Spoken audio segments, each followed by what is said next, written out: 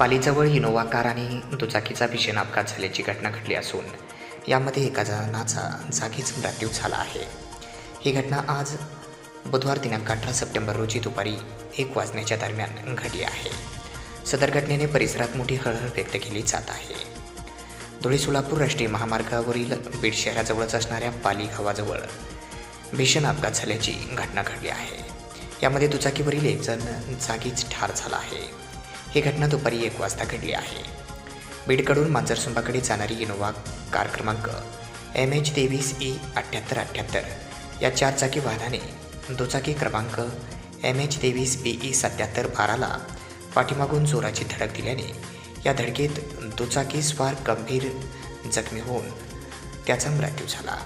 Server चांद शेख वय 55 वर्ष राहणार बालेपीर हा जागीच ठार झाला आहे. इनोव्हा कार बीड येथील डॉक्टरची असल्याचे समजत आहे. या अपघातात एक ठार तर एक जण अन्य गंभीर देखील आहे. जखमीचे नाव नदीम बशीर शेख वय 42 वर्ष असे आहे. यावेळी पाली येथील ग्रामस्थांनी अपघातात जखमी व्यक्तीस तात्काळ घटनास्थळी दाखल होऊन बीड येथील जिल्हा रुग्णालय या ठिकाणी उपचारासाठी दाखल केले. अपघाताची माहिती मिळताच तात्काळ घटनास्थळी बीड ग्रामीण पोलीस ठाण्याचे कर्मचारी दाखल झाले होते. याचा पुढील तपास बीड ग्रामीण पोलीस हे करत आहेत.